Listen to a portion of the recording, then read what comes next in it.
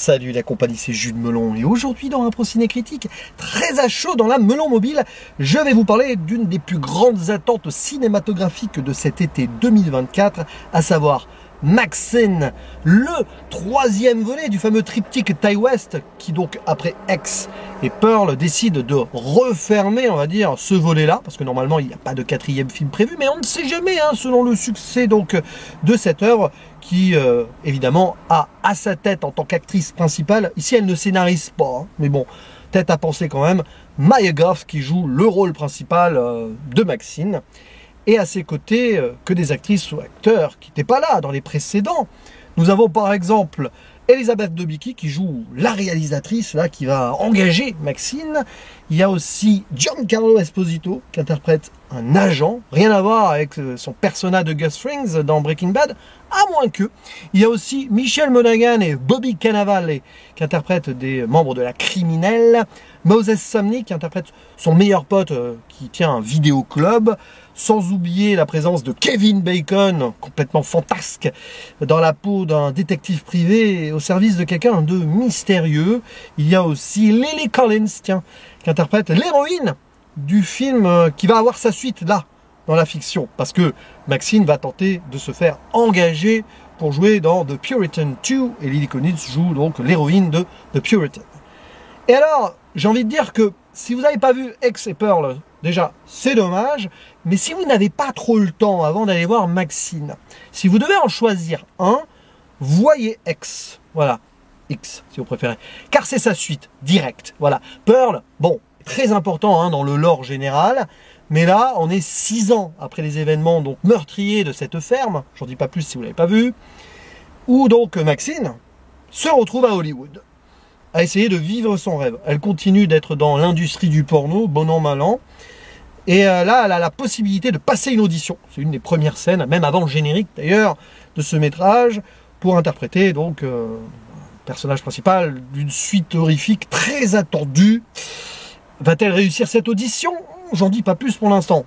Sachez d'avance qu'évidemment, il va y avoir une zone spoiler ici. Et donc, Maxine, comme d'habitude, hein, impitoyable, et elle a envie de réussir, clairement, sa vie. Elle veut vivre son existence parfaite, sous les spotlights. Bref, son rêve américain, pourquoi pas à Hollywood. Sauf que malheureusement, sur place, donc 1985, il y a un tueur en série qui sévit. Et ça, c'est la vraie histoire en soi. Parce que c'est vraiment arrivé, le Night Stalker, qui donc était un tueur qui tuait beaucoup de femmes, hein, notamment, de façon plus ou moins sataniste. Rajoutez à cela le passé de Maxine, parce que ce qui s'est passé 6 ans avant quand même, hein, qui va ressurgir d'une certaine manière, peut-être aussi on va sonder sa culpabilité ou pas, voilà. Tant et si bien que se consacrer potentiellement à ce rôle promis ou qu'elle veut avoir, ça va être très difficile pour elle. Vraiment. Ça va être sanglant et assez sulfureux par moments. Le tout évidemment dans une ambiance très 80s qui est ici, mais alors je le dis d'emblée, hein, renforcée par une magnifique BO. Pour les fans de rock, hard rock ou musique de cette époque, c'est du bonbon. Ça commence avec du ZZ Top, hein. Give me all your lovin', voilà. Il y a du Rat, du Judas Priest, qui est en lien avec le propriétaire du vidéoclub qui a un t-shirt Judas Priest. Il y a du Frankie Goes to Hollywood et du Kim Carnes. Je reviendrai sur cela parce que vous connaissez peut-être le tube de cette chanteuse, hein, Betty Davis Eyes. Ça a une importance capitale dans un film qui est un peu un jeu de piste avec lui-même, avec ses références et avec X, un petit peu quand même. Mais il ne fonctionne pas que sur la nostalgie ou les influences ou les liens qu'on pourrait essayer de faire. Non, ici nous avons un vrai film, sincère, très généreux, un petit peu série B, très assumé, jusque dans le montage, l'enchaînement de certaines scènes, le côté un petit peu burlesque, vite fait, notamment du grand final, pratiquement grand guignol, mais qui renferme beaucoup de choses thématiquement. Donc là, j'y reviendrai dans la zone spoiler. Et j'ai pris un immense plaisir devant Maxine, même si je peux y voir des défauts. Mais c'est des défauts inhérents à ce que Ti West veut faire ici, en assumant totalement son propos et en triturant l'underground du Hollywood. Vous savez, cette fabrique à rêves qui, à l'époque, est triturée. Alors déjà par les faits divers, il y a un meurtrier qui pourrait s'inspirer de ce qu'il voit à Hollywood, et des manifestants voilà, puritain, tiens, comme les origines de Maxine, hein, qui vient d'une sorte de secte puritaine, hein, on le voit dans X, etc. Bref, des gens qui manifestent là et qui disent que l'horreur n'est pas de l'art, vous avez des pancartes comme ça. Vous savez, une époque réganienne, hein, dès l'introduction, on le voit, parce que le générique nous montre déjà beaucoup de choses sur le contexte. Cette époque-là, sous le président, donc Ronald, où beaucoup s'offusquaient très facilement par la morale.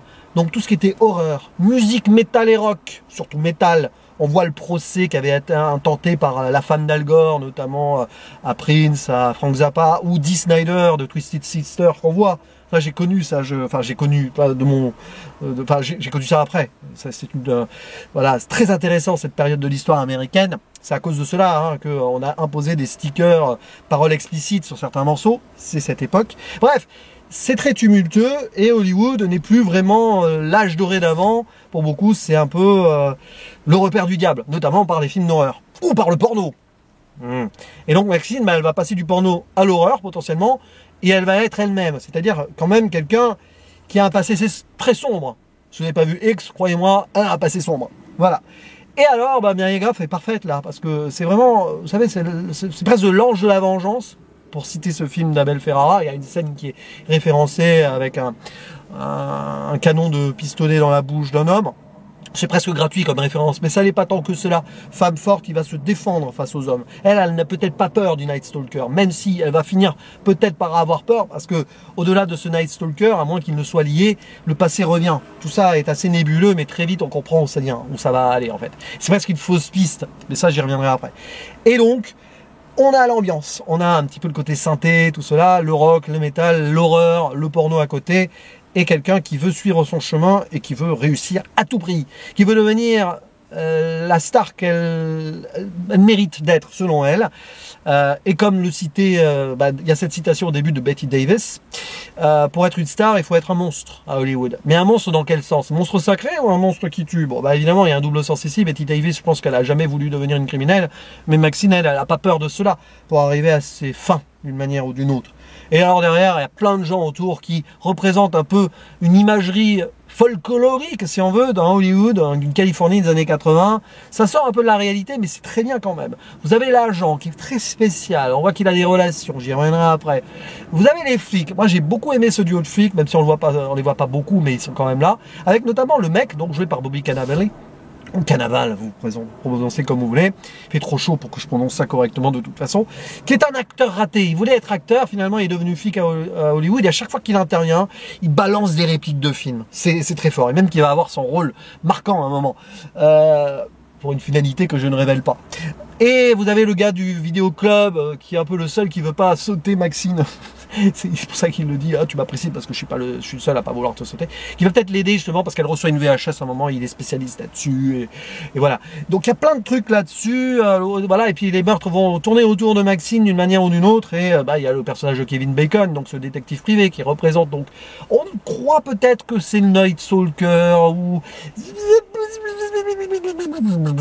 Mais alors lui, Kevin Bacon, à un moment, ça va devenir personnel, ça va finir quasi en western dans des décors factices d'Hollywood, puisque ça se passe souvent dans les studios, où il y a la maison, Bates Motel, tout ça, hein, Psychose 2, hein, d'ailleurs, qui est plus référencé que le premier Psychose. Et c'est jouissif de voir justement l'illusion dans l'illusion. Parce que là, on est dans la fabrique à rêves, Hollywood, mais c'est le côté underground, derrière le décor. Tellement dans l'envers du décor que le final se déroule derrière les lettres Hollywood. Et dans cette Amérique puritaine qui se cache les yeux avec des faux semblants, là on est dans Hollywood qui se cache aussi les yeux sur certaines choses. Et donc oui, l'illusion dans l'illusion fait qu'à un moment on se balade dans les décors d'Hollywood et ça en est presque risible, mais positivement là. C'est-à-dire que il y a un détachement aussi et il y a un discours du coup. Dans le côté un peu pastiche des choses, même le côté série B et la fin, il y a ce discours-là. Hein. Cette Amérique qui s'est fondée sur le puritanisme et qui continue à avoir le puritanisme partout et le mal partout, le diable est partout. Pas dans les détails, mais vraiment là, dans l'industrie, dans l'art, dans les crimes et peut-être dans Maxine elle-même. Alors évidemment, après ça déroule. Hein. C'est vrai que le seul petit souci du film, là, vraiment la chose, va falloir que je le revoie. C'est vraiment le style de métrage qu'il faut que je revoie. J'attendrai pas trop tard la fin de l'année pour cela, afin de m'arrêter un avis dessus, parce que c'est tellement jouissif, on en prend plein la gueule, c'est du pur cinéma, que forcément on va aimer. Mais on pourrait y voir certains moments défectueux sur l'enchaînement des choses, un peu l'impression que ça va trop vite, que ça peut être parfois surfé sur certains points, mais en fait, ça marche tellement dans l'ensemble que ben, c'est cool, quoi. C'est un film cool, voilà. Comme ce qu'elle fait à un moment au gars déguisé en Buster Keaton, là. C'est violent, mais c'est cool. Hein, c'est violent quand même. Voilà. Mais il y a plein de petits trucs sur l'esthétique, les néons, les ambiances souvent nocturnes, les rapports à l'horreur, évidemment, vous allez trouver des plans qui sont en raccord. L'introduction, encore une opening à la The Searchers, prisonnière du désert de John Ford, comme c'était le cas dans X et dans Pearl. Là aussi, on a une autre ouverture, mais différente. C'est pas une ouverture vers l'extérieur, un peu la nature. Non, là, c'est une ouverture filmé intérieur studio avec une porte de hangar qui s'ouvre tout doucement, voilà, mais qui va pas jusqu'au bout. On voit que c'est pénible et que ça va être difficile d'ouvrir vraiment sur le rêve américain. Et Maxine arrive face caméra, donc elle entre vers nous et elle essaye de rentrer dans cette fabrique à rêve là. Va-t-elle réussir jusqu'au bout malgré cette porte un peu rouillée et le fait que l'ouverture se fait difficilement? J'aime beaucoup cette idée là. Voilà, Ti West, il réfléchit son cinéma, ça se sent. Donc je vais pas faire la liste de toutes les références évidemment là-dessus, hein, parce qu'on pourrait y passer des heures. Mais je vais rentrer dans un spoiler. Parce que finalement, pas grand chose à dire dans celle-ci. Ce n'est la résolution. Déjà, le Night Stalker, c'est vraiment... c'est de la poudre aux yeux. Parce que le vrai Night Stalker est arrêté à la fin et ce n'est pas du tout celui qui nous intéresse dans le film, en fait. C'est amusant parce que Ti West, il s'amuse là-dessus. Le tueur qui va tuer les victimes proches de Maxine se sert, en fait, du Night Stalker qui tue vraiment des victimes en même temps, pour se rapprocher de Maxine et la faire douter.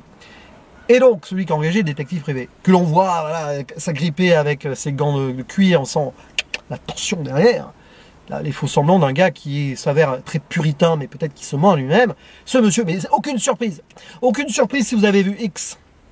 Donc là, vous voyez X, hein, dans cette zone spoiler, il faut que vous ayez vu X, donc partez, hein, parce que dans X, on le voyait à la télé, déjà, il y a cette idée-là, que des gens se méfient du mal peut-être de partout, bah, c'est le père. Le père de Maxine, qui est le chef d'une sorte de secte paroisse puritaine, comme vous voulez, et qui déjà voilà disait qu'on m'a enlevé ma fille et tout. Donc pour lui, c'est Hollywood le coupable, Hollywood underground ici, porno ou horreur. Et donc c'est lui qui vient retrouver sa fille, et qui vient presque... Alors, c'est très intéressant. La fin est intéressante, un peu grand guignol, disais-je, mais intéressante. Dans le sens où il veut révéler les péchés d'Hollywood. Ça l'arrange, plutôt que de révéler ses péchés. Mais finalement, à la fin, il va quand même les révéler. Hollywood qui aurait volé sa petite fille, donc elle veut l'exorciser. En fait, il fait un film sur Hollywood Exposed, comme quoi la secte Hollywood, tout cela, machin. Donc c'est les manifestants qu'on voit au début, c'est en gros sa secte, hein, plus ou moins. Je sais pas si c'est vraiment tous les membres et tout, mais voilà. Donc on voit ça en filigrane. Le film est pas subtil dessus, mais c'est pas grave. Il cherche pas à ce que ce soit un mystère vraiment. Ti West, tu décodes, on va dire, son écriture. Il y a plein de références à la religion tout le temps dans les paroles de Maxine au début, lors de l'audition, elle le dit, j'ai bien trop 33 ans. 33 ans, là, du Christ quand il est crucifié. Voilà, et puis bon, je vieillis plus comme du pain que comme le bon vin, comme les femmes. Pain, le vin, 33 ans. Il y a plein de trucs là-dedans, et des personnages qui sont plus ou moins croyants ou qui font des références, comme le détective un peu branquignol, là, Kevin Bacon, qui se dit athée, mais au moment de mourir, parce qu'il va être aplati par Gus Frings, hein, parce que là, Giancarlo Esposito, c'est pas que l'agent de star, c'est aussi clairement le mafieux qui a des... c'est Gus Frings pendant quelques instants. Bon bref, c'est très amusant ça. Il fait des références même dans la pop culture là. Mais voilà. Donc même le gars qui se dit athée, en fait, il est croyant dans une Amérique comme ça, qui ferme les yeux ou qui croit voir la morale partout. Moi j'aime beaucoup comment ça percute l'Amérique des années Reagan, et c'est ce que je voulais. On en parlait avec l'ami le bûcheron du cinéma, que je salue ici, c'est ce qu'on souhaitait. C'était évident qu'il allait taper dessus, vu Pearl, qui tapait aussi sur le puritanisme, plutôt évidemment au début du siècle d'avant, enfin au début du XXe siècle, et X aussi qui tapait sur ce puritanisme-là, c'est une logique ici. Et donc le père, voilà, et tout, mais à la fin c'est beaucoup plus intéressant. Il le sait, c'est lui qui a créé le monstre. Voilà, il voit le diable en elle, mais il a créé le monstre. Et si on revient donc à Betty Davis et sa citation au début, c'est logique, hein. Il a créé un monstre qui va devenir une star, parce que comme c'est un monstre affirmé à la fin, il le dit, tu es mon monstre et tout, mais tu as le spotlight de l'hélicoptère qui fait de toi la star. Maxine devient vraiment la star en tuant son père. Et elle est contente. Merci papa, grosso modo à la fin, parce que oui, il a créé le monstre qui lui a permis de devenir star. C'est génial, Maxine, c'est le produit monstrueux de cette Amérique puritaine qui va s'émanciper de celui-ci tout en s'étant, on va dire, servi de cette moralité-là, hein, de cette Amérique puritaine, donc de celle-ci plutôt, pour faire ce qu'elle veut et pour donc vivre la vie qu'elle mérite, comme elle le dit souvent. Hein. Alors c'est j'ai plus la phrase exacte en fait. Bon, je l'ai pas. En gros, personne ne pourra me faire vivre une vie que je n'aurais pas mérité de vivre, quelque chose comme ça qu'elle dit dans Ex. Bah là, elle le dit là et finalement, bah personne pourra. Mais c'est son père qui lui a mis le pied à l'étrier. Elle le remercie en le tuant et lui aussi, finalement, à la fin, il se révèle en disant « C'est tuer mon péché mortel ». En gros, tue-moi, quoi, mais j'ai fait de toi ce que tu es, vas-y. Waouh, c'est fort, ça. Donc la fin a beau être drôle, dans cet envers du décor, derrière les lettres Hollywood, situé là d'ailleurs, c'est là où le détective, non, le criminel, pardon, a sa mort héroïque un peu. C'est génial, c'est fort, ça a beau être série B, limite série Z, mais ça se passe dans un contexte qui fait que ça se justifie, et il en fait quelque chose de sérieux, qui dit beaucoup de choses sur l'Amérique, sur le cinéma, sur cette... on va dire, ce rêve américain factice qu'elle va quand même réussir à vivre. Elle va le vivre. À la fin, on la voit, elle devient star et tout. Elle va faire une suite. Même qu'on parle d'adapter sa vie à l'écran. C'est ce qu'on vient de voir, tout simplement. Et dans cette suite, elle contemple sa tête coupée en disant « J'espère que ça ne s'arrêtera jamais ». Bon, ça c'est proleptique. Malheureusement, dès qu'elle pourra être décapitée par le système, on se débarrassera d'elle, elle tombera dans l'oubli, comme d'autres actrices avant. Oh, il pourrait y avoir un geste à la Billy Wilder, Sunset Boulevard, à la David Lynch, Land Drive ou Inland Empire. Vous pouvez y faire ces liens aussi si vous voulez. Grosso modo, quoi. Mais c'est génial, c'est fort. C'est un film qu'il faut revoir. Parce que là, il y a beaucoup d'analyses, beaucoup de trucs très intéressants à faire autour, mais il faut le revisiter, le revisionner et réfléchir dessus. Je vais faire Amazon Spoiler, c'est un film très riche. J'aime beaucoup, c'est parfois ces œuvres qui peuvent être défectueuses, des gens vont être déçus, clairement. Et d'ailleurs, ils divisent un peu. Mais qui tellement brut de décoffrage tout en étant riche et en subtilité derrière, ou pas de subtilité, mais derrière en creusant sur les thématiques et le fond, on a quelque chose de marquant, de fort, qui dit beaucoup sur les années 80, sur donc la possibilité ou non de devenir une star. Alors, évidemment, ça le fait en mode horreur, en mode thriller, en mode voilà violence, mais c'est ça, c'est l'Amérique violente. Ty West, il s'en cache pas. Parfois, pour réussir en Amérique, il faut marcher sur les autres, clairement. Et marcher sur des têtes, marcher sur des testicules aussi, peut-être. Bah, bref, écraser les autres pour arriver au bout. Et c'est ce que, peut-être, avec ce film, il a voulu montrer avec son héroïne. Ce qui est sûr, c'est que c'est un film qui va marquer l'année 2024 et dont on n'a pas fini de parler. Voilà. Peut-être en live chez un camarade, là, au moment où vous voyez cette vidéo, peut-être que je serai en live chez Sawyer, mon pote de la 7ème illusion. Je dis peut-être, parce que d'ici le moment où je tourne et que ça se fasse, il peut y avoir encore des changements. Mais en tout cas, j'en ai parlé là, je suis content, et je vous invite à discuter en commentaire avec moi. Il faut échanger sur ce Maxine. Je vous dis à la prochaine, ciao!